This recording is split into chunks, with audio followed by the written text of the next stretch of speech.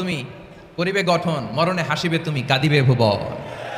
গোটা বিশ্বকে তিনি কাঁদিয়েছেন। আল্লামা যখন ইন্তেকাল করলেন, আমি তখন মালয়েশিয়া থেকে যুক্তরাষ্ট্রে একটা কনফারেন্সে যোগ দিতে যাচ্ছি, কাতার এয়ারলাইন্সে। মালয়েশিয়া থেকে দোহাতে নামলাম। দোহায় যখন আমার ট্রানজিট, তখন শুনতে পেলাম যে আল্লামা বিদায় নিয়েছেন।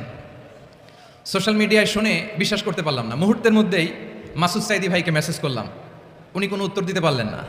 মাসুদ ভাইয়ের সাথে যখন কোলাকুলি করি, আমাদের শামীম ভাইয়ের সাথে যখন কোলাকুলি করি, মনে হচ্ছে আল্লামা সাইদির ঘ্রাণ পাই। শরীরটা লিটারালি কাঁপছিল, নিজেকে মানাতে পারছিলাম না, বিশ্বাস করতে পারছিলাম যে আসলে আল্লামা বিদায় নিয়েছেন।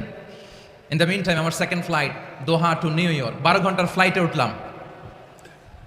ইন্টারনেট থেকে বিচ্ছিন্ন হলাম। নামার পরে শুনলাম আল্লাহু আকবার, যেখানে ওনাকে কবরস্থ করার কথা ছিল সেখানেও কবর দিতে দেয়া হয় নাই।